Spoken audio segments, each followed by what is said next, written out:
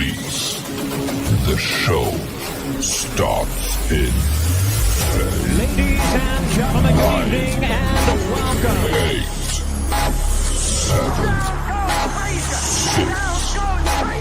5, 4, 3, 2, 1, go.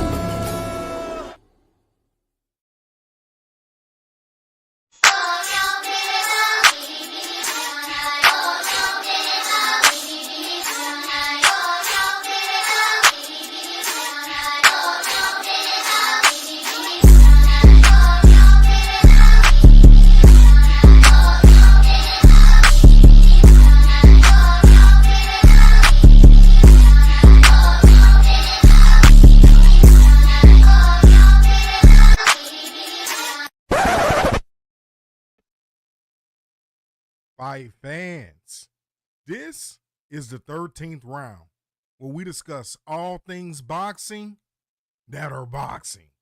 And on this edition of the 13th round, we have a ton of fight announcements to give to you for the first quarter of 2025. We will also open the phone lines and pose the question, can Tyson Fury beat Oleksandr Usyk in the rematch? And we will also give you our 5 keys to victory for Tyson Fury to defeat Oleksandr Usyk. But before we get into it, how we do it, make sure that you hit the like button.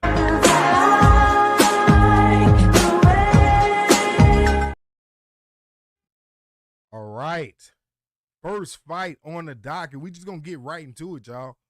Look, Jack Catterall versus Arnold Barboza has been announced. Eddie Hearn is looking to start 2025 off with not one, but 2 promotional cards in January. But February 15th, we are likely to get a bout between Jack Catterall and Arnold Barboza Jr. Eddie Hearn is now waiting to hear back from Oscar De La Hoya and Golden Boy to finalize the terms of this fight. This fight will be an eliminator for Teofimo Lopez 140-pound title. Another big fight that has been announced, and then when I say big, this is a big fight. We got Martin Bakole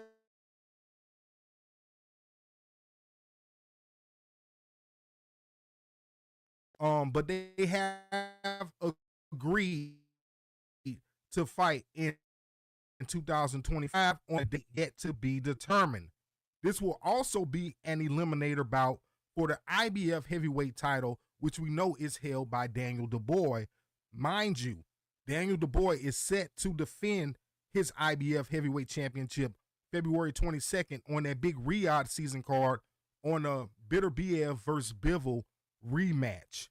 So, we will see how it plays out. Whoever wins that fight between F.A. Ajagba and Martin Bakole will be the #1 contender for the IBF heavyweight championship. Christian Mbile versus Jaime Munguia has also been ordered. This is a big fight, and it's too early to gauge, if Jaime Munguia versus Christian Mbile will happen.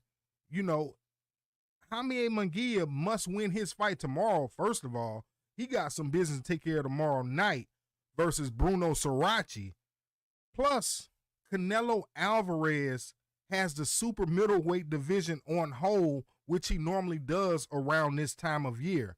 And with Christian Mbile being a front runner in the Canelo sweepstakes, I highly doubt that his team will get into negotiations with anyone else before Team Canelo makes a decision. But, Mbile and Munguia has been ordered. But back to Canelo Alvarez having a hold on the super middleweight division. That's probably why David Benavidez went ahead and moved up. Around this time of year, everybody's waiting on who Canelo is going to, waiting on a big announcement about who Canelo is going to fight Cinco de Mayo weekend. I mean, this has been going on for years. So, and also this happens, a little bit after May, let's say around around July, we're waiting on the announcement for September. Canelo normally fights Cinco de Mayo weekend. Then I think in September is Day of the Dead that weekend. But Canelo has the super middleweight division by the balls. Imagine being a super middleweight waiting on Canelo Alvarez to make that announcement about who he's going to fight. And then Canelo reaches all the way down to 154 pounds and pulls up Twin Charlo. You know what I'm saying? A whole 168-pound division pissed off, just disappointed. Everybody got a long face messing around with Canelo. So, like I say, I doubt we hear anything from Christian Mbile until Team Canelo makes their decision. Man, get the fuck out of here, man. Please. Please, get the fuck out of here, man. It's my night. Keyshawn Davis versus Dennis Berinchik has been signed, sealed, and delivered. The businessman Keyshawn Davis is set for his first world title shot against Dennis Berinchik. Now, I don't know if you guys remember, about 1 year ago, Dennis Berinchik called out Keyshawn Davis after his victory over Emmanuel Navarrete, and these two have been on a collision course ever since. Now, I believe this is going to be a very good fight. Berinchik is game. He looked really good against Emmanuel Navarrete, who was, moving up to 135 from 130, who has since dropped back down to 130 pounds. We saw Emmanuel Navarrete get that knockout victory over Oscar Valdez last weekend. But I'll tell you guys this. If Keyshawn Davis defeats Dennis Berinchik and becomes the champion or a world champion in the 135-pound division, well, we can just hang it up in seeing the undisputed champion in the lightweight division, long as Keyshawn Davis and Shakur Stevenson both have titles, because those two have vowed to never fight one another. I just do not agree with that. That's a load of shit. But, that's just how it is. Long as both of those guys hold belts in the same division, we will not get undisputed. Do not hold your breath. Another fight that has been announced. Clarissa Shields is taking on Danielle Perkins. 4-division world champion Clarissa Shields will defend her WBC and WBO heavyweight titles against Danielle Perkins on February 2nd. The vacant WBA heavyweight title will also be on the line, which means that the winner of this bout will be one step closer to becoming the undisputed female heavyweight champion of the world. This fight will take place in Clarissa Shields' hometown of Flint, Michigan. Now, let me tell you guys a little bit about Danielle Perkins. I went back, I had to do some research because I ain't gonna lie, I hadn't seen Danielle Perkins fight. Danielle Perkins is 5-0 with 2 knockouts. Now, I went and watched Danielle Perkins, and she looked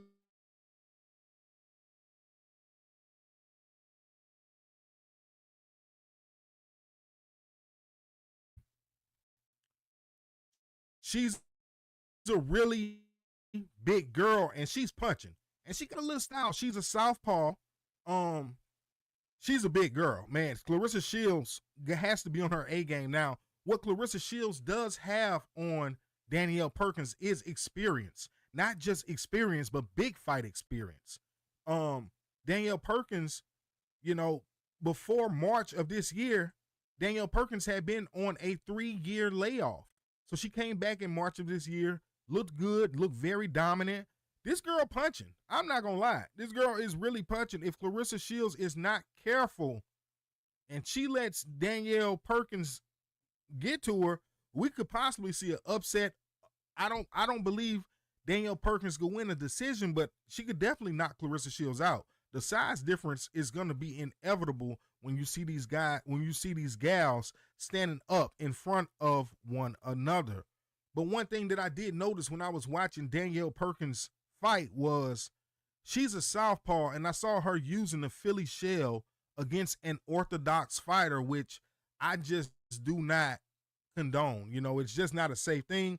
That fighter did not have the skill set to recognize what was going on, but Clarissa Shields definitely will. So Danielle Perkins will have to keep both of her hands up and maybe not work out of that Philly shell against Clarissa Shields. But that should be a wonderful matchup I'm looking forward to seeing. Another big matchup that was announced. Boy, they getting busy. They getting busy for the beginning of the year. We got Nick Ball taking on TJ Doheny March 15th. Nick Ball will defend his WBA featherweight title against Ireland's TJ Doheny. This bout will take place at the M&S Arena in Liverpool. Nick Ball is coming off of a wonderful 2024 campaign in which he captured the WBA featherweight title from Ray Ford on that epic 5 vs. 5 Riyadh season card. That was a very, very competitive fight. Since then, Ball has also beat Ronnie Rios, a fight in which he also looked very, very good, and he stopped Ronnie Rios in 10 rounds. On the other side of the ring will be TJ Doheny. Now, the last time we saw TJ Doheny, he was being knocked out by Naoya Inoue, and we won about $1,000. Look, thousand something. We won about $1,000 when Naoya Inoue knocked out TJ Doheny. TJ will be moving up in weight for this fight, which I think, you know, that might favor TJ Doheny in this fight, but it could also favor Nick Ball because TJ Doheny, Nick Ball is punching in that weight class. Nick Ball is punching. We'll see if Doheny can take those shots. TJ Doheny is now 38 years of age and could be possibly looking at his final shot at World Championship glory. Ernesto Tito Mercado will be taking on Jose Pedraza to make his Matchroom debut. This bout will be held on January 25th. Now, I don't know if you guys see Mercado fight. This guy, Tito Mercado, is punching. Mercado is 16-0 with 15 knockouts, and he has already beaten the likes of Jeremiah Nakatilia. He's also beaten Hank Lundy, and he's got a victory over Zalasani and Dogany. So, Ernesto Mercado, you know, I'm looking forward to seeing him against Jose Pedraza, who, you know, he's a crafty veteran, and it would kind of give us a barometer as to where Mercado is in his career.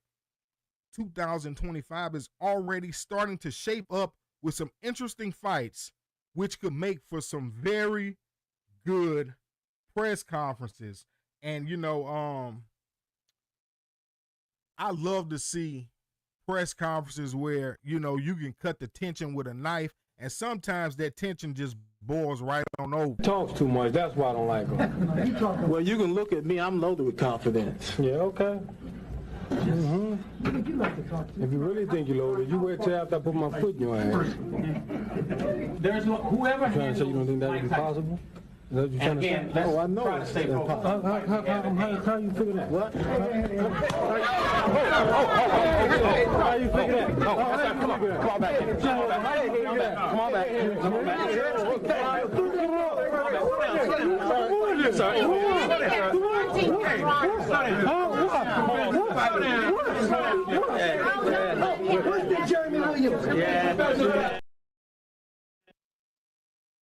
That boy Riddick Bowe is a straight savage for that.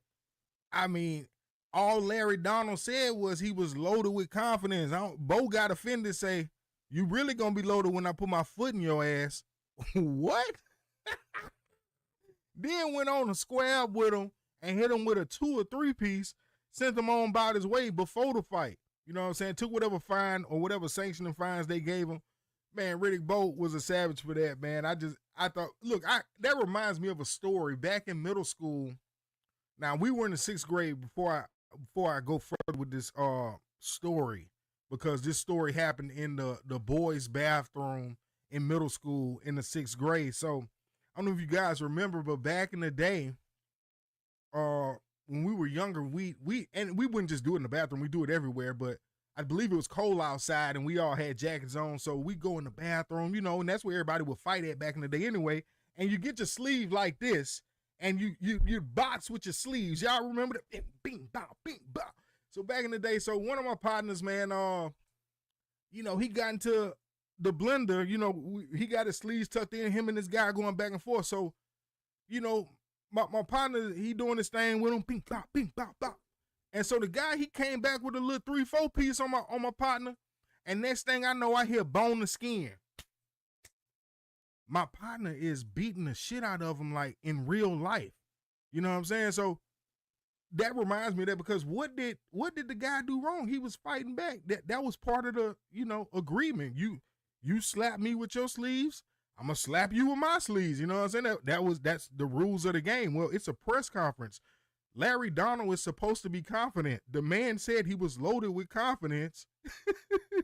And Bo beat the shit out, knocked all the confidence out his ass before he got to the ring. I'm trying to tell you. So right now, we gonna get to the question of the day.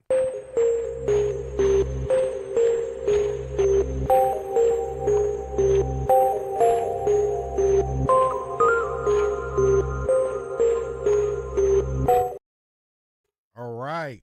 Today's question of the day is, can Tyson Fury beat Oleksandr Usyk in next week's rematch? Once again, as a boxing fan, do you believe that Tyson Fury can beat Oleksandr Usyk? I've been coming. I'm going to continue to come. Skip's been coming. He's going to continue to come. And people just need to get over that. And we got too comfortable and relaxed with it. They just busted in our mouth. I just busted right inside him, and he can't extend on me anymore, and he seems a little overwhelmed by my girth and tonnage. I think their D's been fine. I think their D has really probably performed above expectations coming in. Kyle Van Noy getting him from the back. He comes in, he kind of gets stoned in this game. I mean, they just not going to let me slide. What did I say? Can Tyson Fury beat Oleksandr? Pause. Anyway, phone lines are now open. You can hit us up at 213-495-7337. Once again, that number is 213-495-PEDs. Here at Rounds Boxing Club, we do not condone cheating, but sometimes if you ain't cheating, you ain't trying. Once again, that number to dial is 213-495-7337. The question of the day is, do you as a boxing fan believe that Tyson Fury can beat Oleksandr Usyk, or can Tyson Fury beat Oleksandr Usyk in the rematch? So yeah, I'm going to go ahead and give you guys my answer to the question of the day. And my answer is Tyson Fury can most certainly beat Oleksandr Usyk in the rematch. It is so easy to forget that this fight ended in a split decision. The difference on my scorecard was that standing 8 count that Tyson Fury received in the 9th round of the first bout. Tyson Fury, I had him winning 6 rounds, and I also had Oleksandr Usyk winning 6 rounds. I had Tyson Fury winning rounds 3 through 7 and round number 12, and naturally I gave Usyk the other rounds that I didn't just say, other than 3 through 7 and 12. So with that being said, Tyson Fury needs to make only a few adjustments for the rematch with Usyk. He didn't look terrible. He had a lot of success in the fight. So right now, what I am going to do is give you Tyson Fury's 5 keys to victory to be successful on fight night in the rematch with Oleksandr Usyk. And my number one, first and foremost key to victory for Tyson Fury is that Tyson Fury comes into this fight ready to fight 15 rounds. Yeah, I know the fight is 12, but Fury needs to be ready to go 15 rounds strong. Usyk's entire game plan was predicated on outlasting and outworking Tyson Fury. If you notice how Usyk made Tyson Fury work every second of every minute of every round of that first fight. And Usyk even said in the lead up to the first fight, "Greedy belly, I will not leave you alone." And he's also said it again in this second fight. He said, "Greedy belly, I will not leave you alone again." Now, I couldn't get the clip of him saying it for this second fight, but check this out. Don't be afraid. I will not leave you alone tomorrow. You told everyone that your father was your inspiration growing up. If he were here right now, before the biggest fight of your life, what advice do you? My second key to victory for Tyson Fury is that Tyson Fury must keep this fight in the center of the ring. Keep your back off the damn ropes, Tyson Fury. Usyk tricked Tyson Fury into a boxing match, which Tyson Fury really did concede to in the first fight. So it's not so much that Usyk's pressure kept Tyson Fury on the ropes. It was more so Tyson Fury was comfortable, or Usyk lured Tyson Fury to feel comfortable on the ropes. Tyson Fury had majority of his success in rounds 3 through 7. And if you go back and watch that fight in those rounds, Tyson Fury was fine.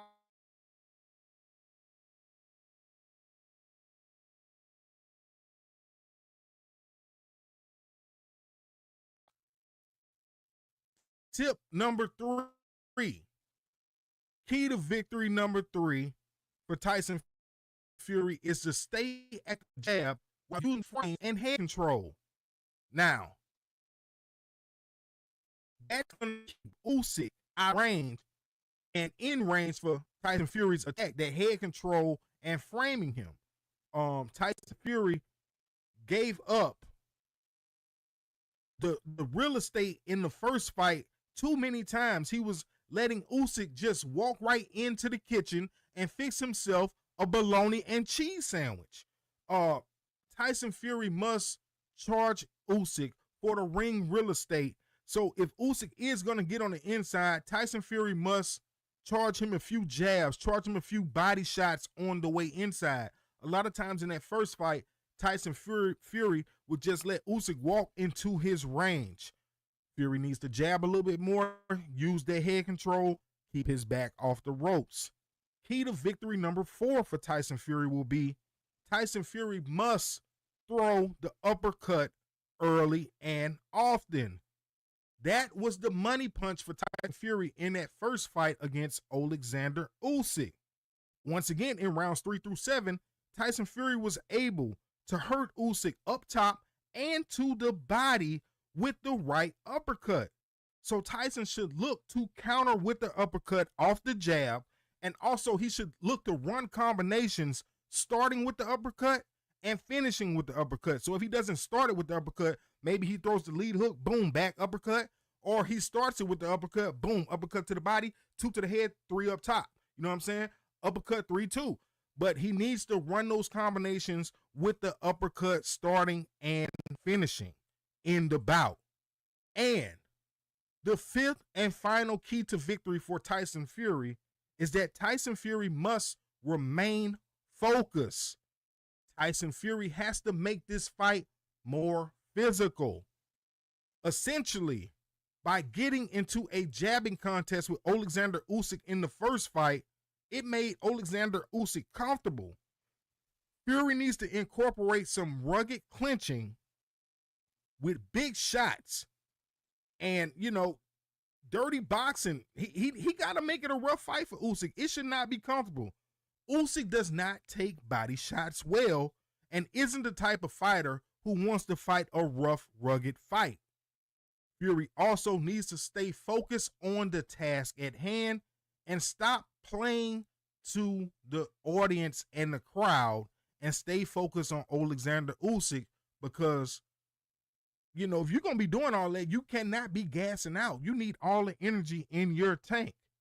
So if Tyson Fury can apply these 5 keys to victory, then that will improve his chances of beating Oleksandr Usyk in the rematch.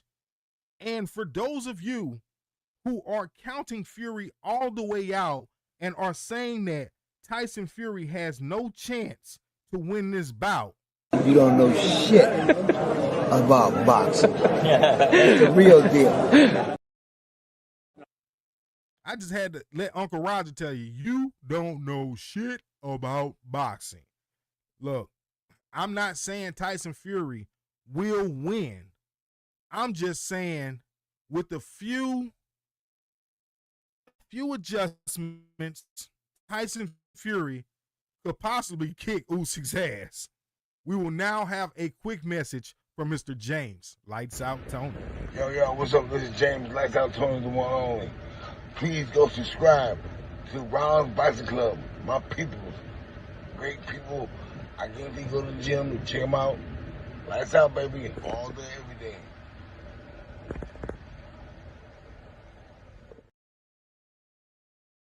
My man, Floyd Money Mayweather, he's back in the news. I'm not sure exactly what transpired. It's not a lot to be, I guess, talked about with the situation, but apparently he got into it somewhere overseas about his stance for Israel. And, you know, whenever Floyd Mayweather is in public, people tend to want to troll and act the ass. Floyd, I'll knock you out, nigga. You sick, look at it.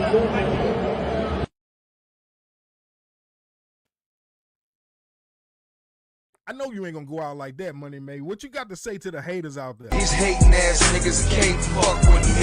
It's like 4 to the 5, 5 to the 6. Hating ass niggas all in my mix. It's like 6 to the 7, 7 to the 8. The 38 specialist set these niggas straight. It's like 8 to the 9, 9 to the 10. This a freestyle, I ain't use no pen. We getting money, yep. We hustling, yep. We got them guns, yep. We buy the bar, yep. We got them cars, yep. We poppin' tags, yep. We ballin', yep. I said we ballin', yep. We getting money, yep. We hustling, yep. We got them guns, yep. We buy the bar, yep. We got them cars, yep. We poppin' tags, yep. We ballin', yep. I said we ballin', yep. It's like King Dong, I'm like King Kong. I play bitch niggas like ping pong. Got a lot of cheddar, young Mayweather. Got my shit straight, get your shit together. Real cocky, real flashy. You in the wrong lane, you can't pass it. They see the cars, they see the chips, they see the hoes, they on my dick. I make it storm, I make it rain. All right, this weekend we got Jaime Munguia taking on Bruno Sarachi. We also have Natasha Jonas defending her title against Ivana Habazin. And we got my main man, Muradjan Akhmadaliev, taking on Ricardo Espinosa.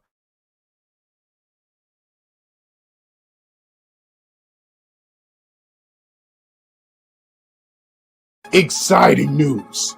Here at Rounds Boxing Club, we are thrilled to announce our partnership with All right, I guess we're not going to check out the promo. See what's going on. Check the promo out. Exciting news. Here at Rounds Boxing Club, we are thrilled to announce our partnership with BetStamp and Sign Up Expert, opening up an incredible opportunity for you to cash in on some of the best odds and new user offers.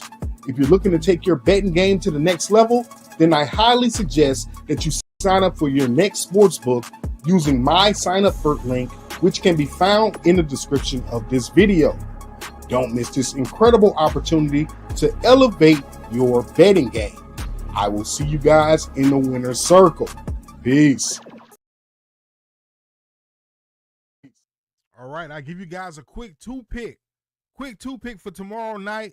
I like Natasha Jonas to defeat Ivana Habazin on the scorecards, and let me get Muradjan Akhmadaliev to get the knockout over Ricardo Espinoza. So that's a good two-leg for you. You got Muradajan Akhmadaliev by knockout and Natasha Jonas on the scorecards. That's a free 2-pick from Rounds Boxing Club. Thank me later. Right now, what we're getting ready to do is shout out a few of our wonderful subscribers as we get ready to rock out before we clock out.